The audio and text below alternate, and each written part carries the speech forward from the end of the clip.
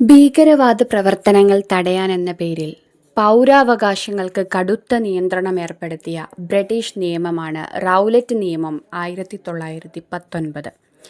ഇന്ത്യയിലെ രാഷ്ട്രീയ ദേശീയവാദ പ്രവർത്തനങ്ങളെ വിലയിരുത്തുന്നതിനായി 1917 ബ്രിട്ടീഷ് സർക്കാർ നിയോഗിച്ച കമ്മിറ്റിയാണ് റൗലറ്റ് കമ്മിറ്റി.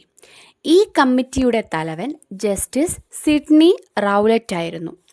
റൗലറ്റ് കമ്മിറ്റിയുടെ ശുപാർശകളുടെ അടിസ്ഥാനത്തിലാണ് അനാർക്കിക്കൽ ആൻഡ് റവല്യൂഷണറി ക്രൈംസ് ആക്ട് 1919 എന്ന പേരിൽ റൗലറ്റ് നിയമം പാസാക്കിയത്. 1919 മാർച്ച് 10 ഈ നിയമം പ്രാബല്യത്തിൽ വന്നു. ഈ നിയമപ്രകാരം വാറണ്ടില്ലാതെ അറസ്റ്റ് ചെയ്യാം, വിചാരണ കൂടാതെ തടവിലിടാം, രഹസ്യ വിചാരണ നടത്താം, അപ്പീൽ ചെയ്യാനുള്ള അവകാശം നിഷേധിക്കപ്പെട്ടു.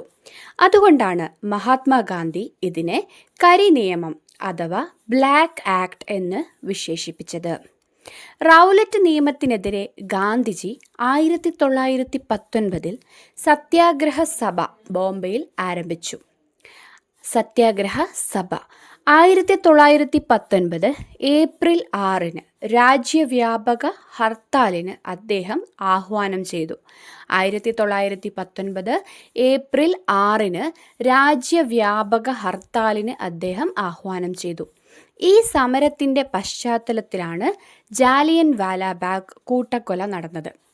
റൗലറ്റ് നിയമം നടപ്പിലാക്കിയ വൈസ്രോയ് ചെംസ്ഫോർഡ് പ്രഭുവായിരുന്നു. ഈ നിയമം 1922 ബ്രിട്ടീഷ് സർക്കാർ പിൻവലിച്ചു. റൗലറ്റ് നിയമത്തിനെതിരെ നടന്ന ഈ സമരമാണ് ഗാന്ധിജിയുടെ ദേശീയ രാഷ്ട്രീയത്തിലേക്കുള്ള ശക്തമായ പ്രവേശനമായി മാറിയത്.